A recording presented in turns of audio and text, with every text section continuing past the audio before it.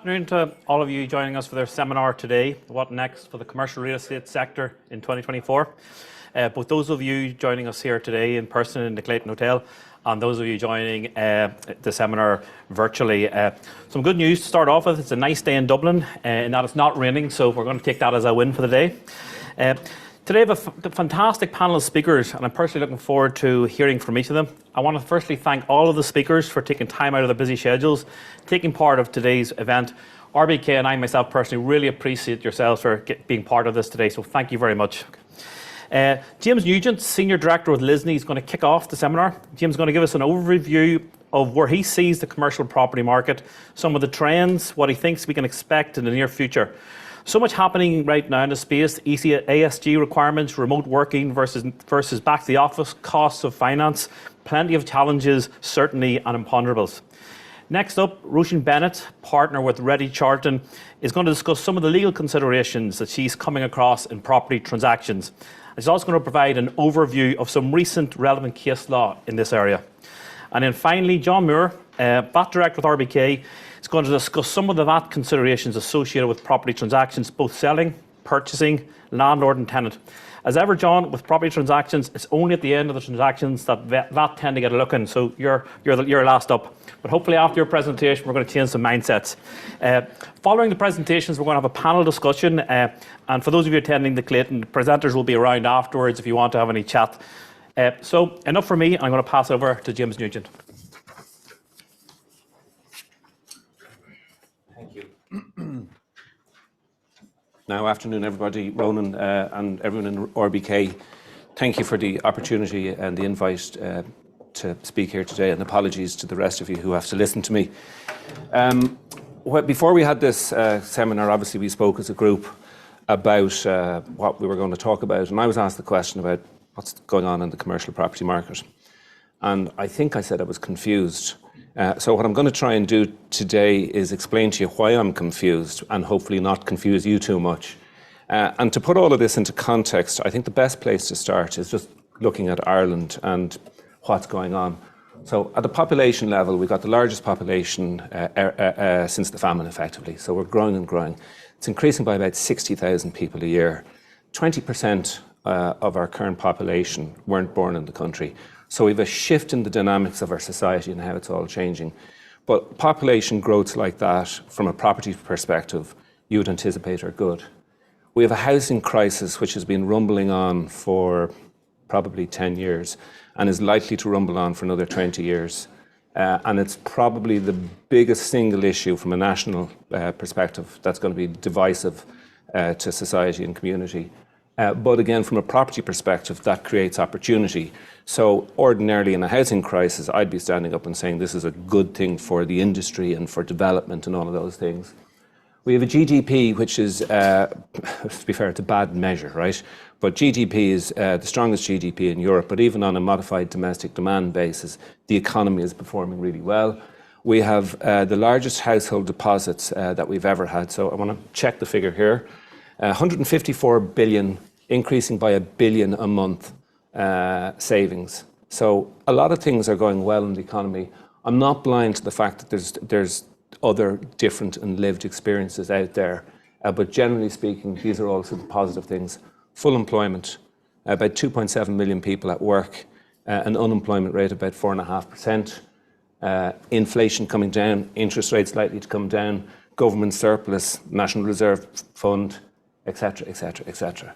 So on the face of it, everything here is positive, except for the global impact.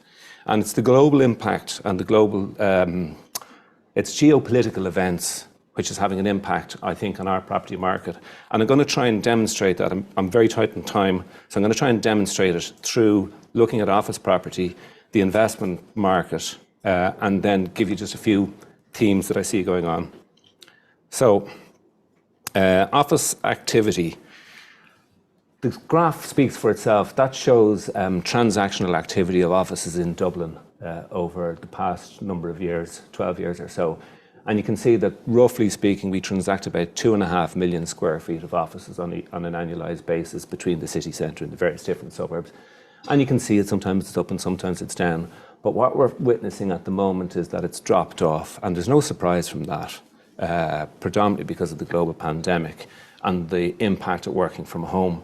But I tried to pull together a list of challenges as I see them for the office sector at the moment. So post-COVID environment, obviously, hybrid working and what that does to occupancy rates clearly has an impact. There's a power struggle between employees and employers. So again, I've just pulled off some recent studies to give a demonstration of this. The ESRI study, 25% of those that they studied in the Republic of Ireland are more likely to be mainly working from home. So that has an impact on how people occupy offices, and it has an impact on how employers and employees are developing the relationship. And one that came out yesterday from CPL about people taking up jobs, and if the job didn't offer hybrid working, 60% of people would turn that down. And that all relates into this war for talent that we're seeing. So anyone in business kind of has a difficulty getting the right people, and anyone who's looking for a job is sort of saying, well, you know what, I'd like to work from home a couple of days a week. And it impacts obviously on the office accommodation. And that's a global trend. It's not unique to Ireland. Then we have ESG matters impacting in the office accommodation. So very quickly, it's predominantly focused on the environmental component part of the ESG.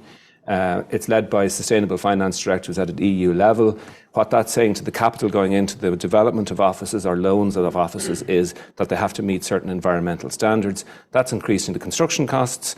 It leads to a better quality product. The war on talent is going on for employees. People taking accommodation want better quality product, but there's a whole raft of accommodation out there that people now don't want. Construction costs have increased as a result of providing a better quality product. You don't get that for free. So there's a lot of challenges going on in the market. You throw in on top of that an increased interest rate environment and an inflationary environment, and you get this car crash of essentially it's just not sustainable to go and build offices at the moment because the maths don't add up. It's probably not a bad thing because we've got the remote working, hybrid working having an impact. But it goes to explain why there's so much negativity around this sector.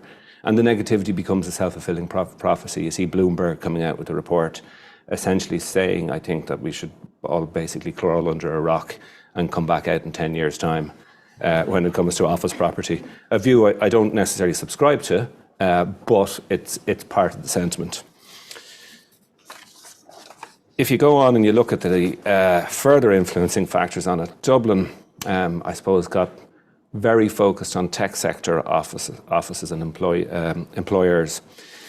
And generally speaking, the tech sector represented about 30% of all transactions over the last number of years. But if you look at, I think, 2018 and 2019, that was 50% of all activity. The tech sector obviously got impacted from working from home. It also got impacted from investors in those businesses saying, hang on a second, you're running your businesses at a far too fast rate. We want some of the margin that you're giving to your staff and to your premises and to everybody else back to us. And there's been a refocus on essentially where the profitability is going. So is it going into premises or is it going into investors? And it's going back to investors. So there's a reshift. And what all that leads into is a sort of an increase in vacancy levels, no surprise. And an increase in vacancy levels should lead to a drop in rents. But this graph shows that it hasn't. So we begin to get further confused. We have an economy that's performing really well. We've issues with the office sector, but rents aren't being impacted. And I think what we have here is a sort of a timing issue. I think rents are beginning to be impacted and that the incentives are changing a little bit.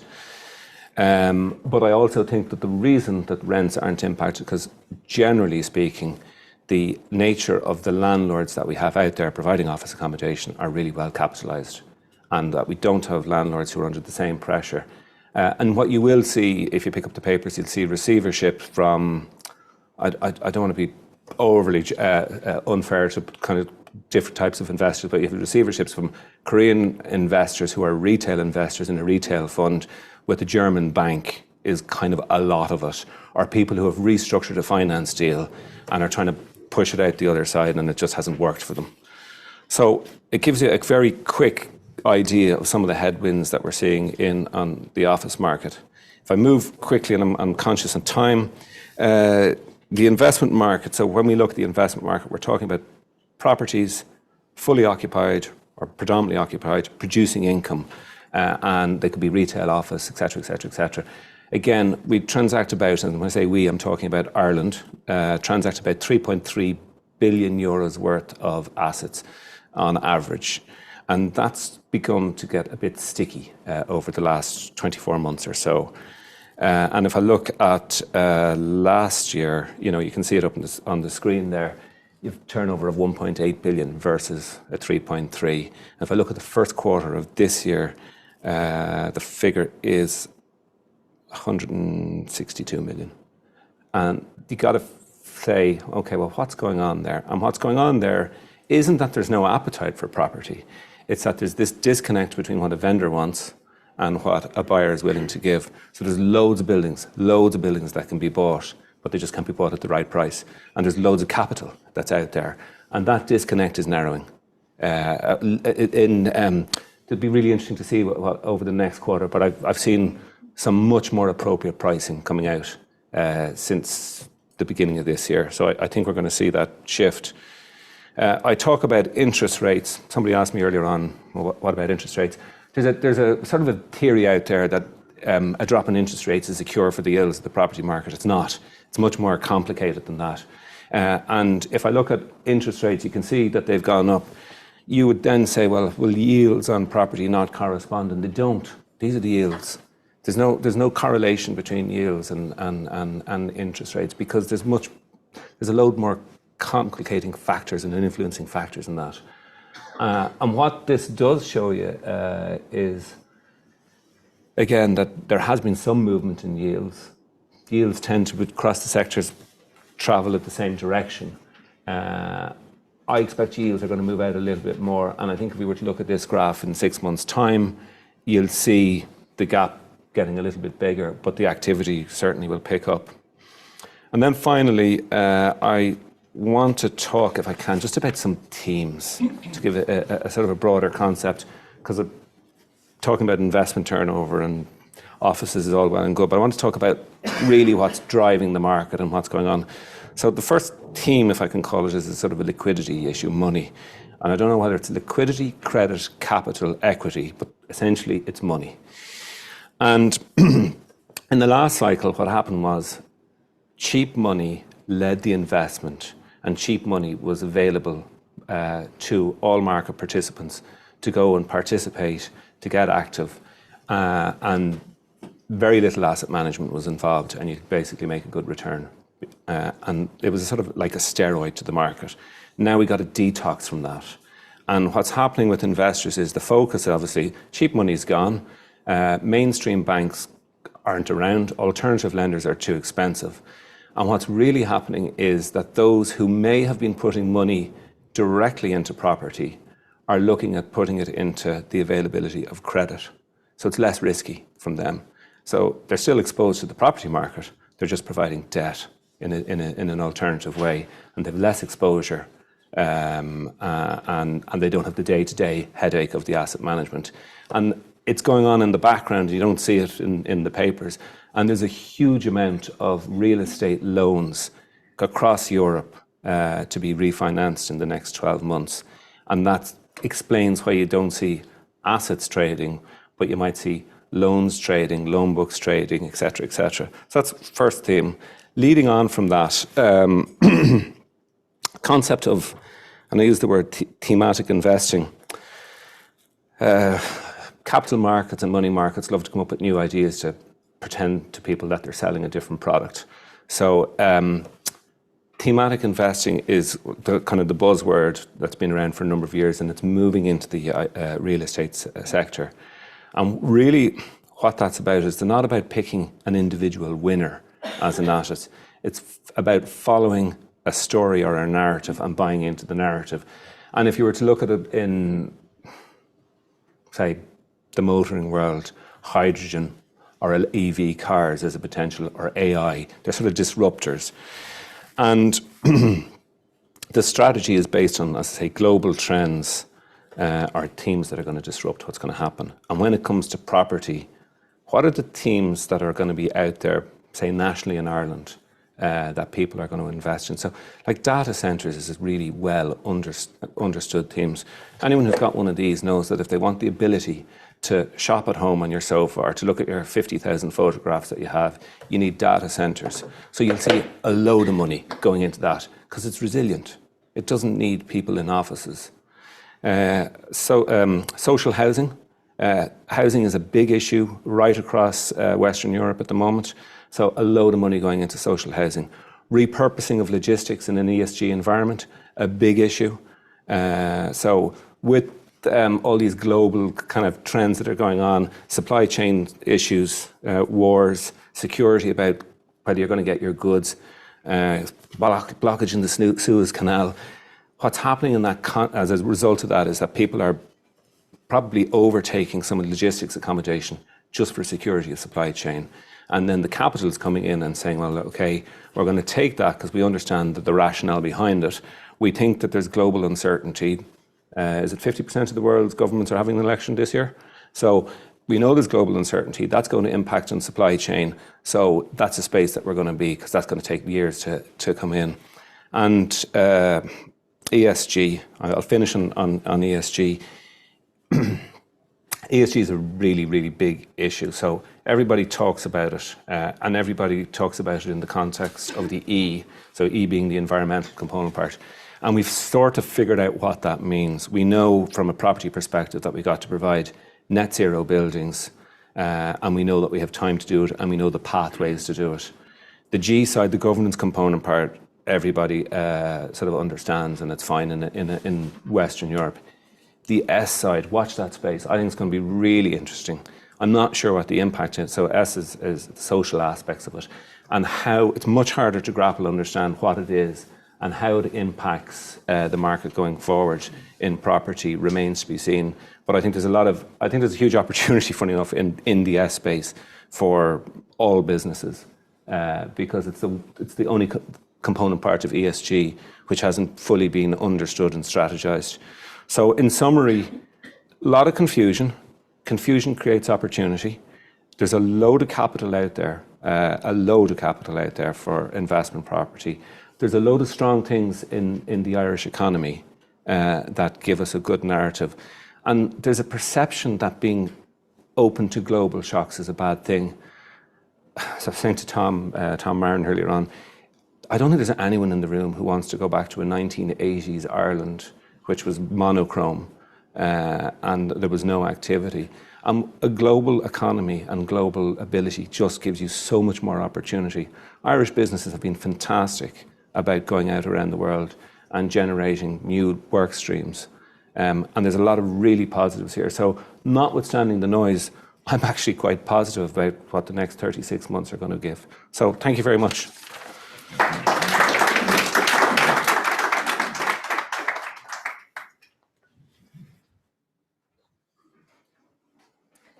Thanks, James. That was brilliant and sets the scene for what I'm going to touch on, which are some of the legal issues, I suppose, coming out of what James has been speaking about.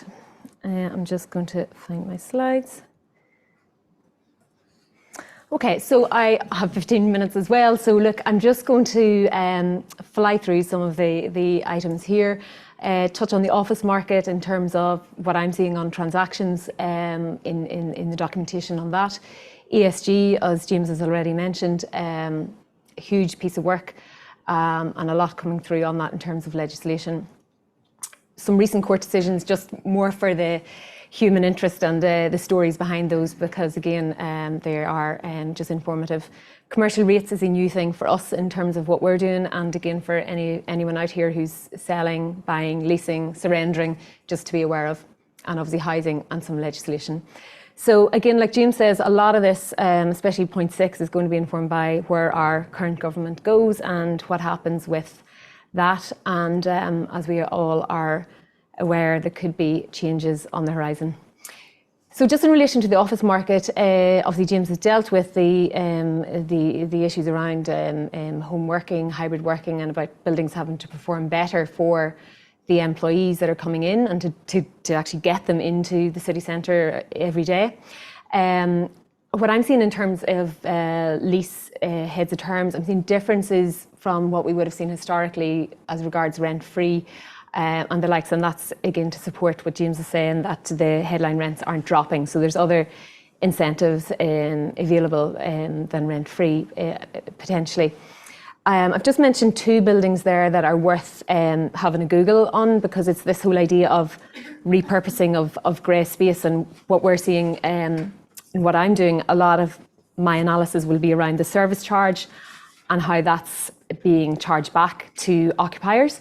So those 2 buildings have very fancy lounge areas at ground floor, and obviously tenants are paying towards that. So a lot of the analysis now is around how service charge is charged back to tenants, and particularly I think when I come on to look at ESG, that landlords who are now having to retrofit and deal with their buildings, how are they covering those costs, and are there actually hidden costs within service charge? So it just needs to be analysed well.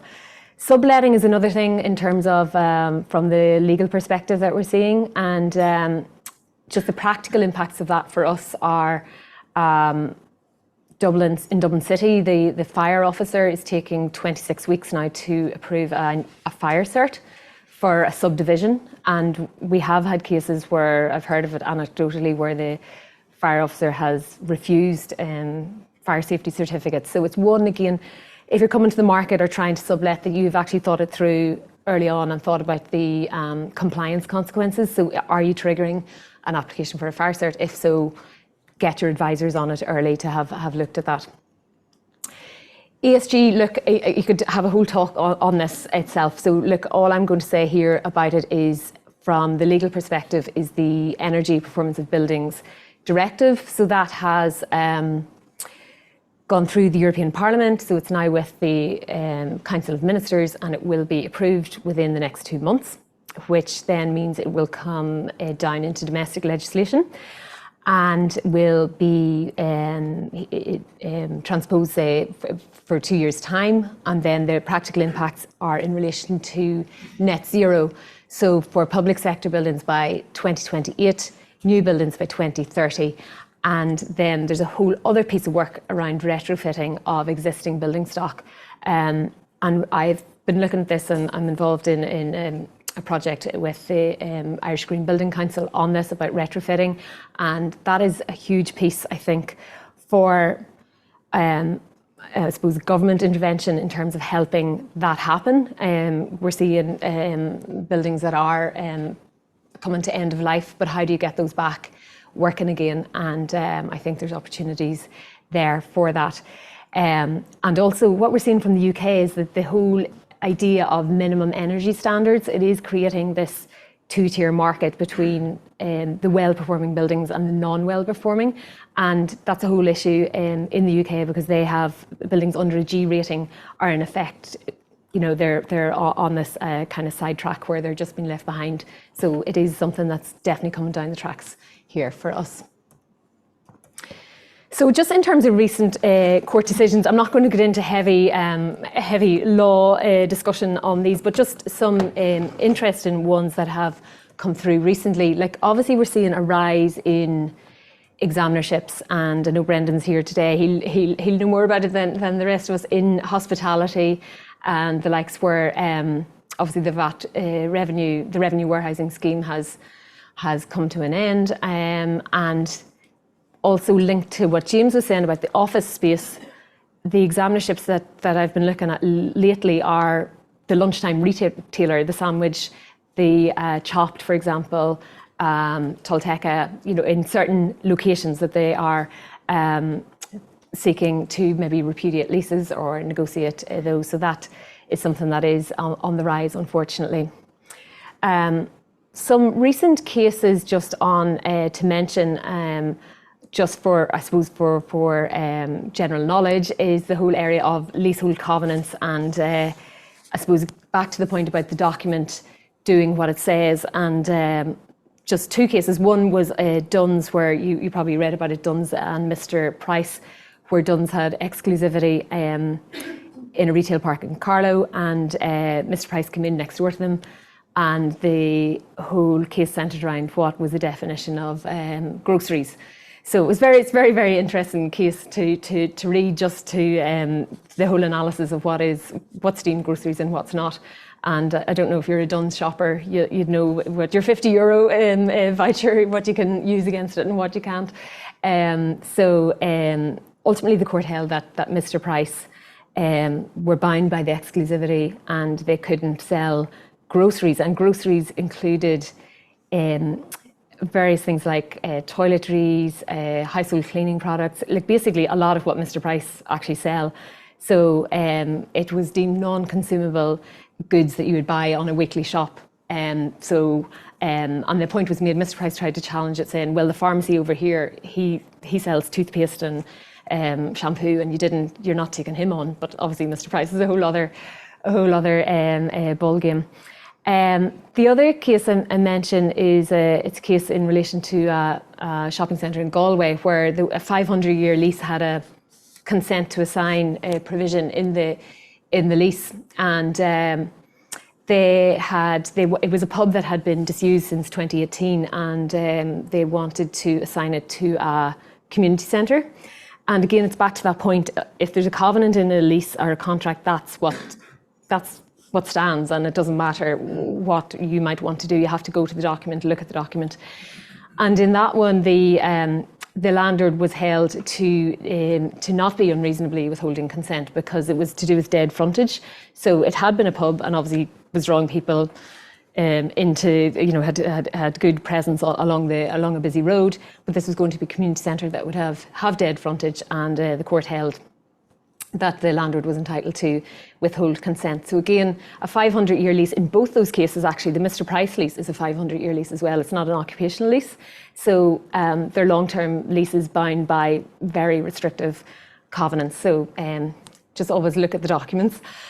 And the last one just to mention was a case of Tesco and State Line Transport. And this is just important from the point of view of, it doesn't matter what a lease says. So this one, the lease had a permitted use. It was in relation to storage containers, but that use wasn't actually authorised under planning. So the planners came after State Line and Tesco, and then Tesco sued State Line, their tenant, who they had granted a lease with a permitted use clause in it. And it was held, look, it doesn't matter, you signed up to that lease.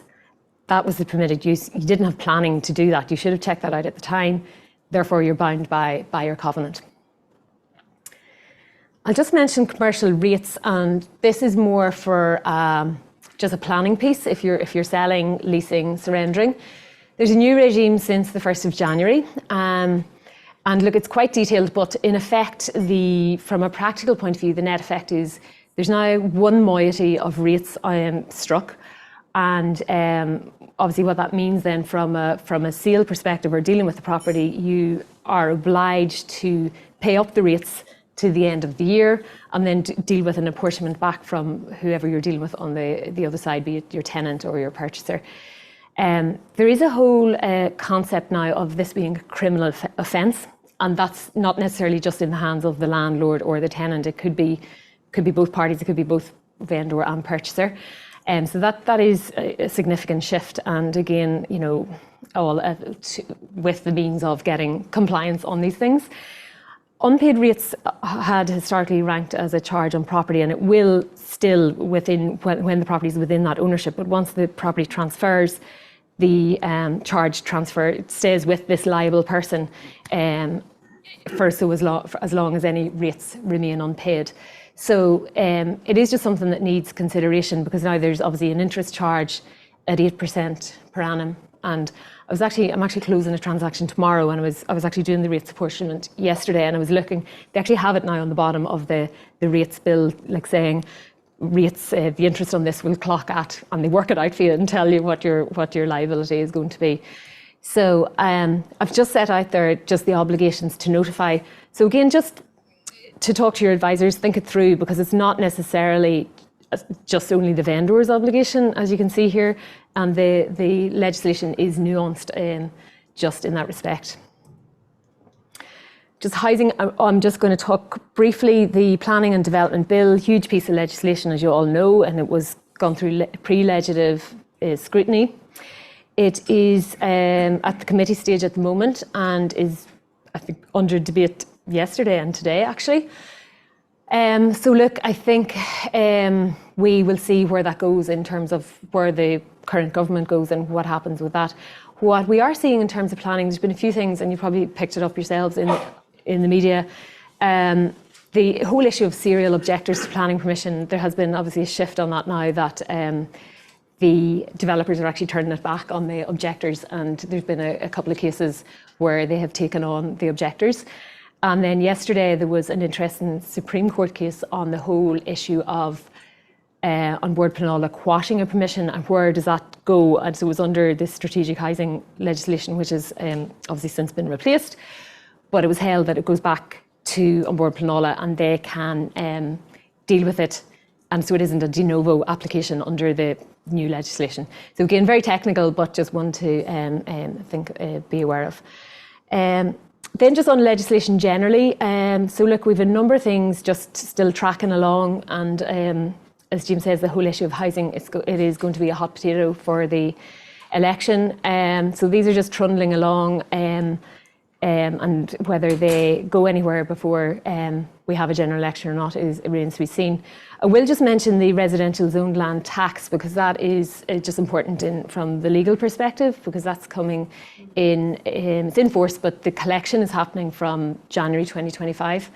And the maps for next year have just been published, and this whole tax came in under stealth. It came in November 2023, I think it was, 2022, and no one really heard about it, and the submissions that people made, I think one was successful out of hundreds.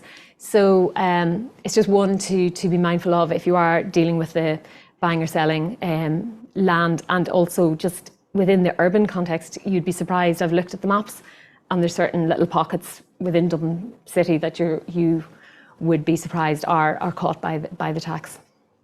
So look, the takeaways for me are, I see ESG again being a key piece going forward in the work that I do, and in drafting legal documents and leases and the likes. As Jim says, the capital and construction costs are a huge challenge, and again linked on to activity for all of us.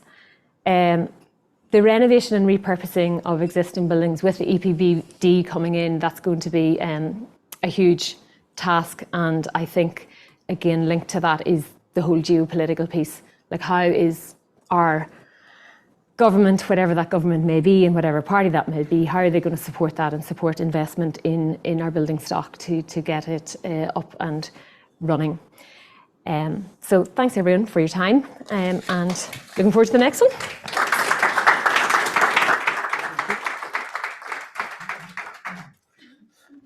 Hi, good afternoon, everybody. I'm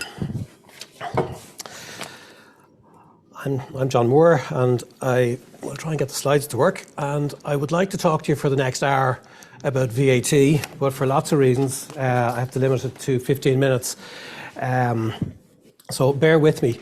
A couple of headlines. I suppose why we're here to raise awareness about VAT in the context of property transactions, and I suppose the good, the bad, and we don't want to go anything else. But at the very get-go, just to kind of get some numbers on a page as to why VAT is relevant.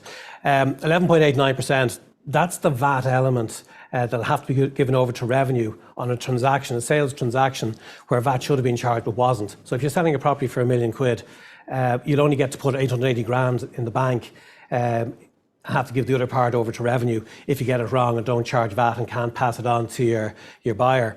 In the spirit of negativity, revenue will charge you 10% interest a year for tax underpaid. So getting it wrong is not just a financial drop in net takings on a property, you also have the icing over 10% interest charge, plus penalties to the extent that has to be looked at. Other relevant numbers that come up in the property world a lot are kind of 10 and 20. They're the VAT life periods in the space called capital goods, which are basically the review periods, or the periods through which you have to keep a watch on the use of a property where you recovered VAT, and to see, have you overclaimed? Do you need to give some back? Do you need to adjust? Have you underclaimed? Can you get some more back? So 10 and 20 are the review periods. 23%, that's a standard VAT rate, but that applies to rents, rental or leases where you as a landlord will opt to charge VAT on those rents. Why would you? It entitles you to get VAT recovery, but it's an action that has to be taken. But 23% is the number on that. And it's an action to be taken. In contrast, if you have a licence, that's automatically taxable if you're a VAT registered person. So in terms of working out your liability, working out what you want to take on a particular rent, it's important to know these numbers. And the final one on this one, 75 million is what revenue took from compliance interventions, I think, in the year to April 23. Not all of it was VAT, but there was 79,000 interventions. So 75 million is a good yield from a little bit of a look in by revenue. And prompting taxpayers to either review the position, make disclosures, and ultimately write a cheque to revenue. In terms of kind of working on determining the VAT treatment of a particular property transaction, there's probably two aspects to it. There's getting it right on a particular sale, but also seeing, is there a better way in which it could be done to achieve the same commercial objective but optimise the overall takings, minimise the cost and so on. So I suppose from a getting it right point of view, it's really necessary to determine the facts and to see what are you looking at in terms of what is being disposed of. And this is either as a landlord or as an owner or whatever. So it's important from a VAT rule perspective to determine whether what you're looking at is residential or a commercial property. What's the history of it in terms of has work been done to either make it automatically subject to VAT or give you an issue in terms of preserving any VAT that you might have recovered in the past. And it's all about the detail on it. And I suppose linked to that too is kind of, are you looking at something in a distressed disposal space where it doesn't matter, disposal is disposal, but the challenge is trying to get the background information to determine how you work out what the correct treatment is. So it's all about the detail in that sense. And I suppose the commerciality will obviously prevail by working out what's the status of your counterparty if you're selling. Can they recover VAT? So in other words, are they a private or business? Or even with their business, are they doing something which entitles them to get VAT back? Because that might be useful to yourself if you want to get, as a seller, if you want to get to a position that I want to avoid a clawback of VAT I reclaimed before, but the only way in which I can do it is charge VAT on the sale. If you're charging to somebody who can't recover it, that's a no-no. You're looking at a price adjustment there and a bit of negotiations. And I suppose aligned to what the buyer might be, or even yourself if you're sitting on a property, what are you going to do with it? Because that can alter and influence your ability to recover VAT, your entitlement to recover it, and also maybe to keep VAT in play for anything subsequent that might be happening. And ultimately, the objective of any transaction is to maximise your revenue, reduce your costs. That too is so relevant because that, keeping a watch to the future, will help you kind of see, can you legitimately recover VAT, keep the cost down. Ultimately, you're going to pass it on, but in the meantime, just to keep the numbers, the cost as low as possible. And I suppose linked to all that is probably the leverage you have in terms of a counterparty. So who's the underbidder? And that's kind of relevant to the extent that the party you're dealing with and negotiating with will only go so far or won't play ball at all. You can say, oh, hang on, it's not worth my while. If I have to take, for example, an 11% dip in my revenue, I'd rather talk to somebody else who might be able to reduce that cost with. So it's all about, I suppose, knowing the bigger picture and within that, the specific detail kind of what's going on.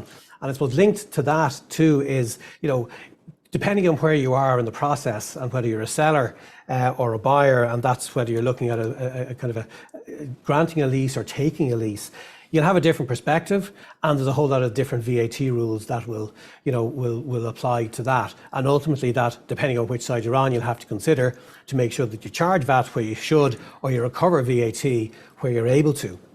And again, the overall, we mentioned about the heads of terms here, the standing back from it, what's the deal? Has somebody sold this property for $1 million inclusive of VAT or exclusive of VAT? Again, if you're a buyer, you want it inclusive. If you're a seller, you want it exclusive so you can charge it on as you need to. Simple detail, but so many times it can be lost or the point missed, and then you're into sort of backtracking to say, I wish I did. And again, the point there is, whether it's a commercial or a private property and whatever, can have a bearing on that, depending on, again, you've got to look to put yourself in the shoes of the buyer. What is it for them in terms of can they recover and what are they telling you they can do? Mightn't be the truth, but again, that's, I guess, part of the negotiations. And, while we say that, well, a deal is struck and we can't budge from that, there may be merit, and I suppose it may be opportune to look from the buyer's perspective to see, can you get them to accommodate something, potentially at no adverse cost to them, but which gives you as a vendor a bounce.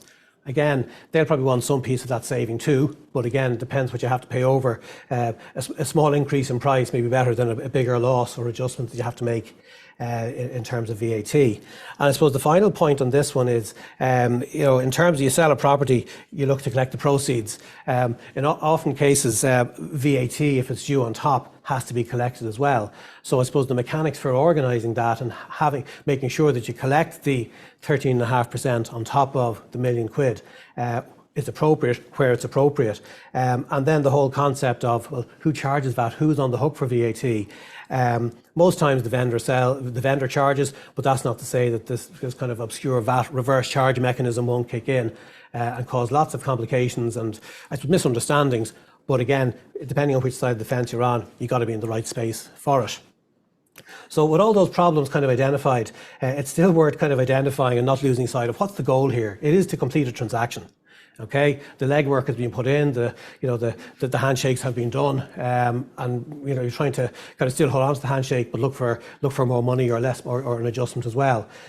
Not losing sight of that, and again with the overall objective of maximising, the good of a deal, which is either increasing the sales price or trying to reduce your costs. So there's movement on both sides of that, I suppose, potentially. And again, alongside that, where you know the answer, life is more straightforward, and that's down to the facts that you've been able to obtain and from which you can kind of determine a fairly robust tax or VAT treatment. But even if you haven't got that, maybe you need to also consider in your contract, have you got the appropriate warranties and protections built into that, and that's in terms of what you can get from the other side.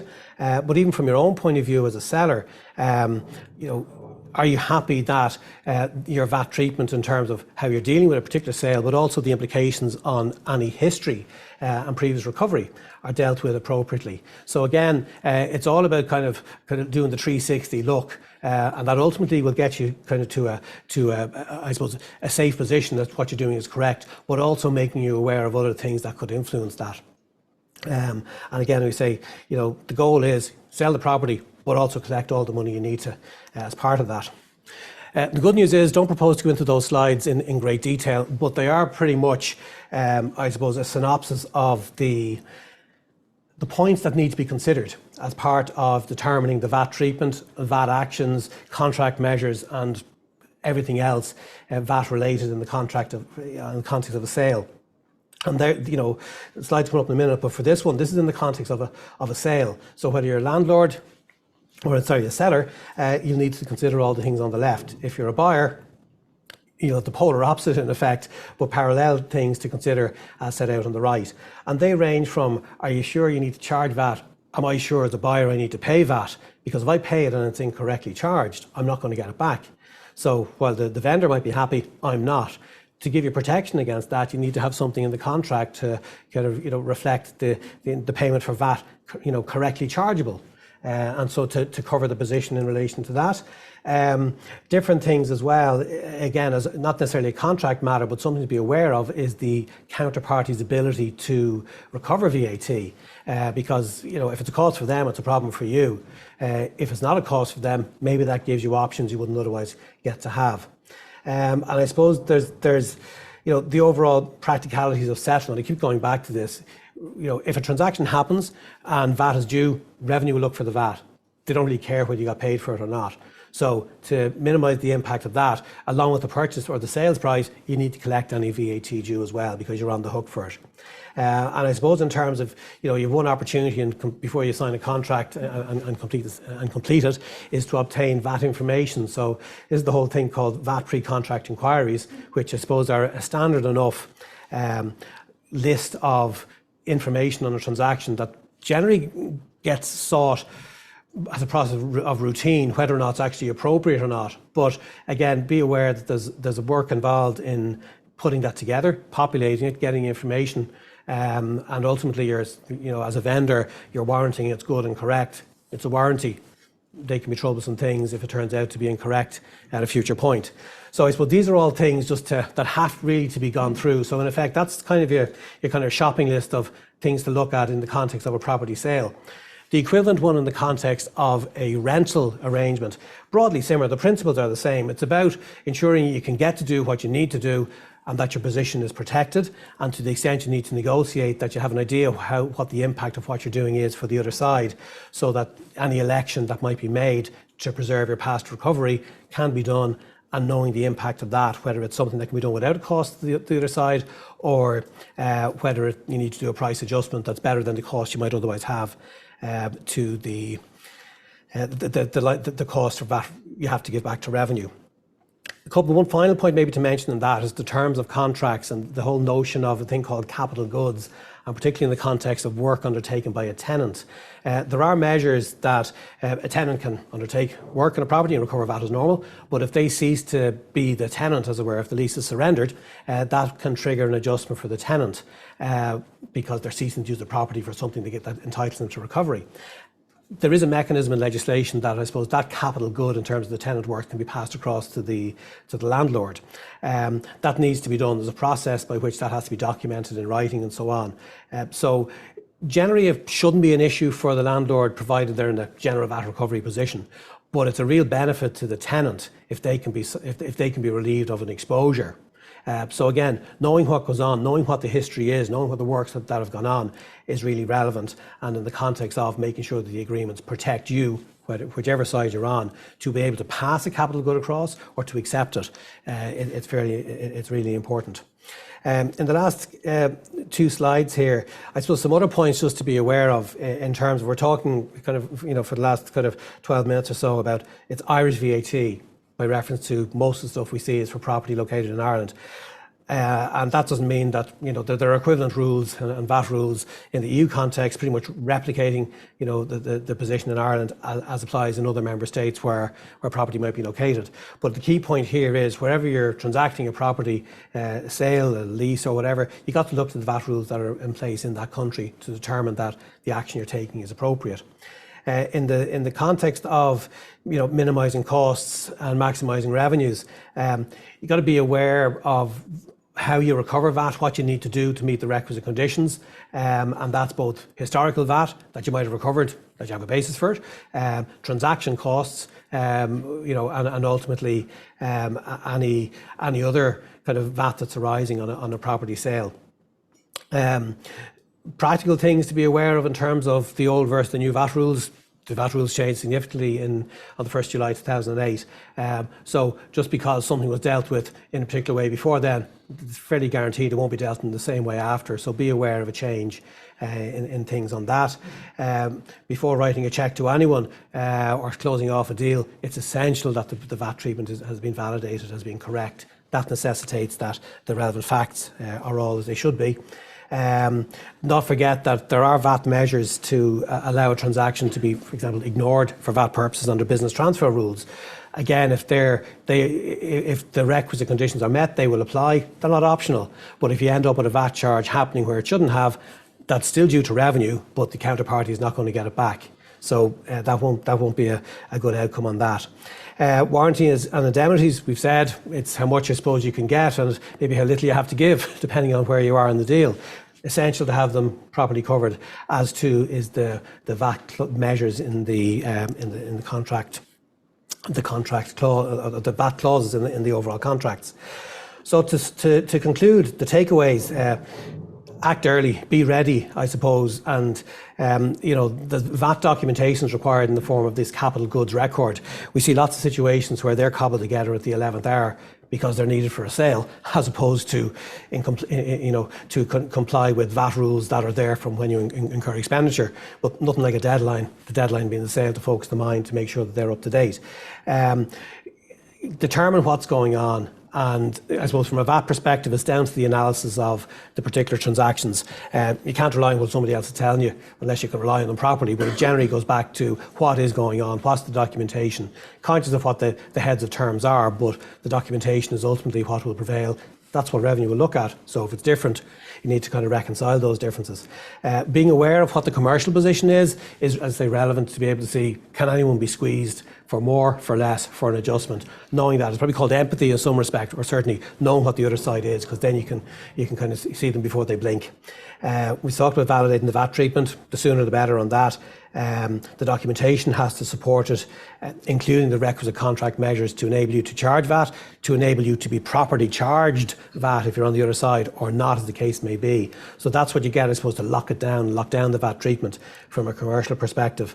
Again, if you have to pay somebody, if you have to pay revenue VAT, you really got to make sure that you can collect from the other side. Simple, but oftentimes the wording can initially be left out. And that all feeds back, I suppose, to know the cash flow. Just because you have to charge VAT, or indeed if you have to pay it as revenue, you need to be putting funds to do that. But if you're on the other side and want to recover VAT, there may be some time to go through before you actually get that refund back. So.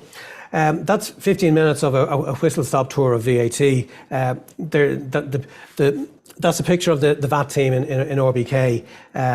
Needless to say, we've lots of involvement and work and experience on these things. There's no sign of VAT being abolished, so I think we expect to be busy for a while longer at least. But certainly, if any questions, we can pick now in terms of the panel discussion. But thank you for your attention.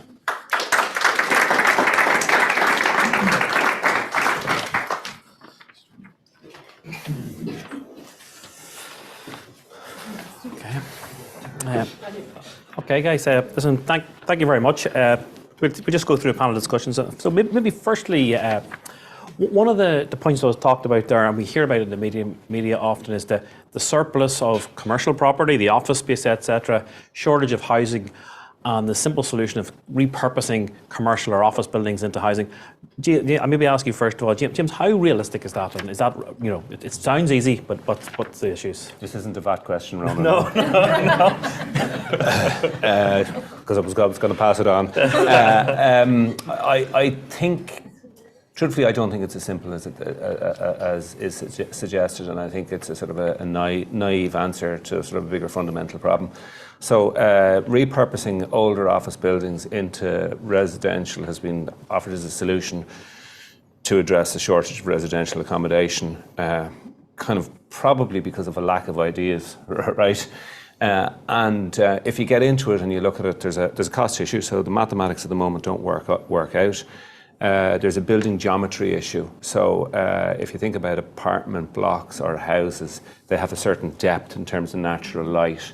They have certain dimensions in terms of floor to ceiling heights, etc., etc.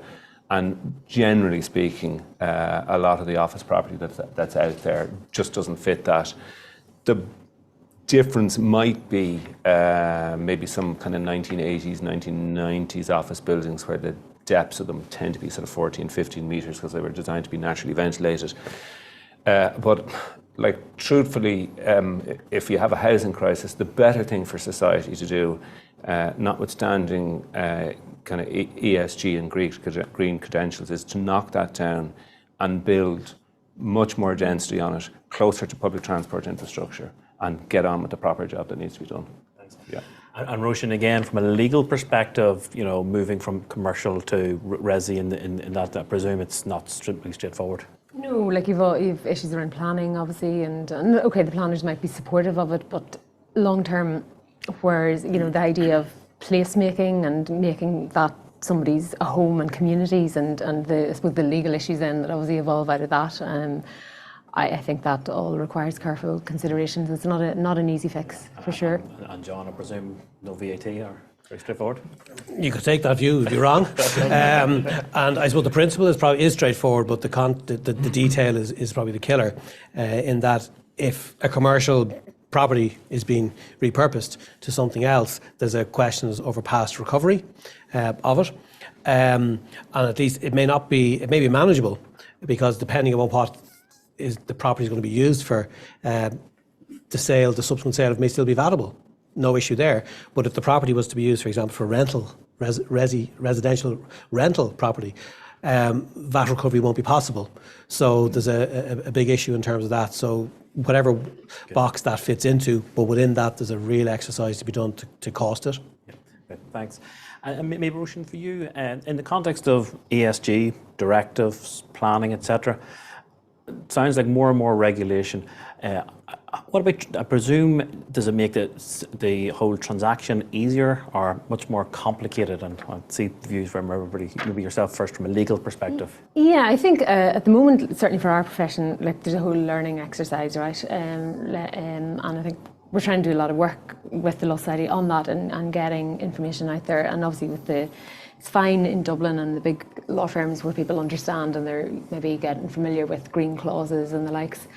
But it's getting that, I suppose, throughout the country because this is going to be a legal requirement and that people understand it. So that's for our own profession. And then I think among clients, investors, again, the bigger landlords are all up to speed in this. So it's getting kind of your Irish SME familiar with what's going to happen and the requirements that are coming down the tracks. And then obviously in terms of the documents themselves is looking at it from the point of view of, like, we have the big buildings that have the LEED and the BREEAM, the branding on them. So obviously the documents are going to reflect that level has to be maintained throughout the lifetime of a lease. So there's hidden issues there when you drill into the documents that like, for example, a tenant is covenanting to maintain that standard throughout the 10 years of the lease. But what's the cost implication for that tenant? So does that mean, retrofitting in 5 or 6 years' time when things need to be replaced and renewed? And again, back to service charge, I just think that, again, that's where you need the experts to look at it and look at it critically, look at how the service charge provisions work and how they're going to be charged back and are in effect tenants paying towards it. And that's fine when it's the big kind of multiples and they want that brand new A-rated building, but for the majority of our Irish investors and tenants and the sector, the cost implication has to be looked at for sure. And James, for you, the regulations, etc., I mean, obviously, what we all want is deal, start, finish, by closing the deal. Does these transactional or these additional regulations,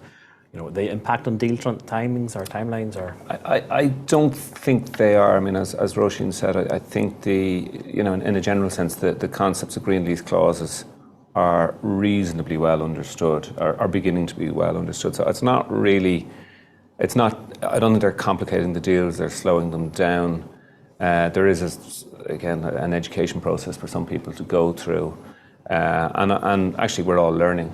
So, I think, on your point, some of the really interesting stuff comes around, like this obligation to have an A-rated building, for example, if that's passed on to an occupier, practical application of that in an environment where energy directives are actually going to downgrade existing BER certs.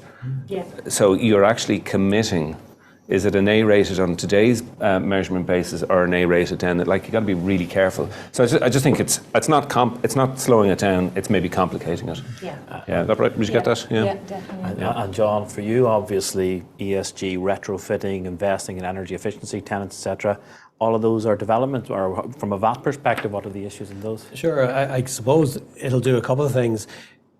It may bring a property that might be out of the VAT net into the VAT net for any subsequent disposal. It will impose an obligation to, depending on the work that's been done, to watch its use for at least 10 years after the work has been done in terms of preserving any past VAT recovery. And again, initially it'll necessitate working what's the property going to be used for, to see if you actually have got VAT recovery on your current spend, but maybe it may also necessitate a look back to see, do you have VAT recovery to give back on VAT you might have got back previously. Okay.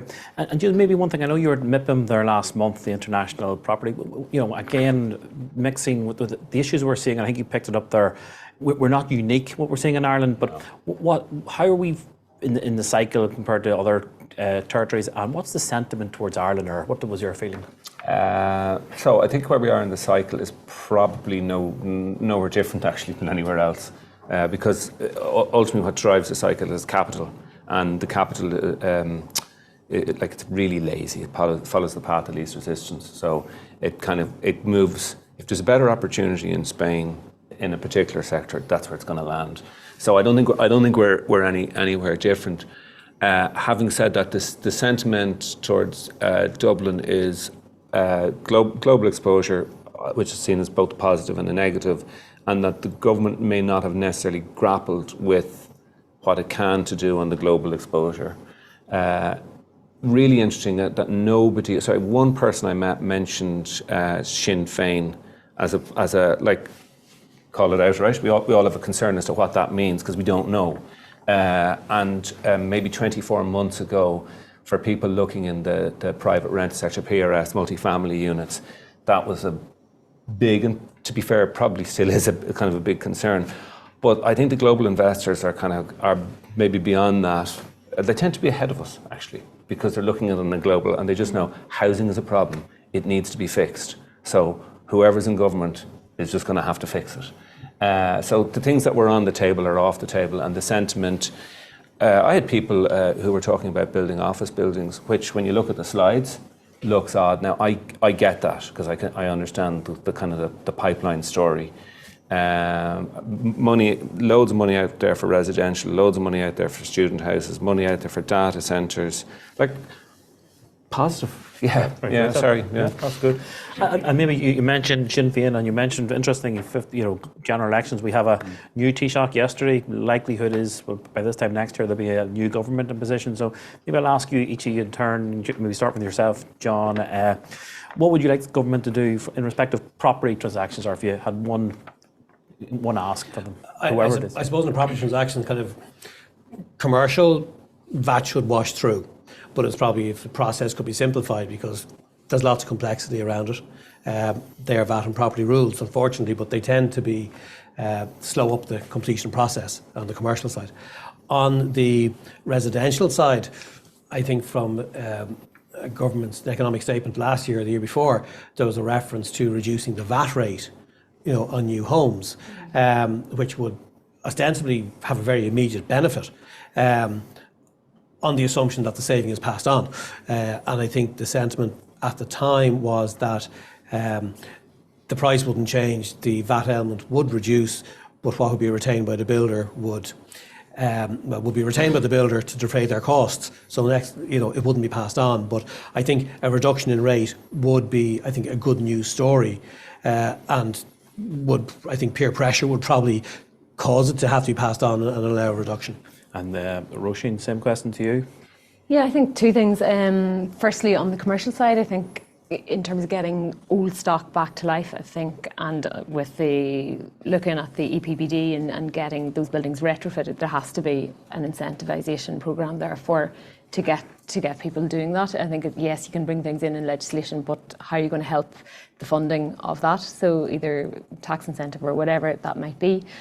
I think also other measures that the current government have brought in, it has been a bit of a sledgehammer to crack a nut in terms of, say, the residential zoned land tax and the land sharing levies that they're talking about. They don't actually promote, people to use they haven't had the desired effect, and they're, you've all heard about farmers in North County Dublin giving out about residential zoned land tax where they're caught by it. So I think, it probably needs a bit more creativity on things like that to stimulate activity there again. And James? I'm going to answer it in a slightly different way. So I think climate change we haven't really discussed, right? So climate change is a mega issue. And if we refer to it as a climate pandemic, maybe at an EU level we might decide. So nationally, governments can't really fix stuff like that.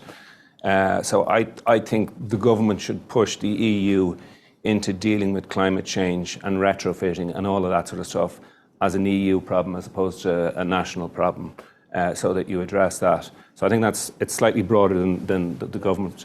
Housing is a government issue, and what the government and the opposition need to do is they need a cross-party, multi-generational solution that they all buy into, and they stop using it as a football, and that they say, we're going to collectively solve this problem. And because honestly, that's going to be the biggest divisive issue for society. And like, it may not affect a lot of people in this room, but it's going to affect the next generation. Yeah, so. Absolutely, I'm conscious we've come to the end. So listen, all I can say is I want to thank each of you for taking time out and joining us. Really, really informative. Thank you, James. Thank you, Roisin. Thank you, John. Thank everybody for turning up. Also, specifically, Deirdre McElroy. Thank you very much, Deirdre, for all the work you've done behind the scenes. It's absolutely immense, and putting all this together. So thank you very much. So we'll be around for any questions if anybody wants to have a chat or whatever. So thank you.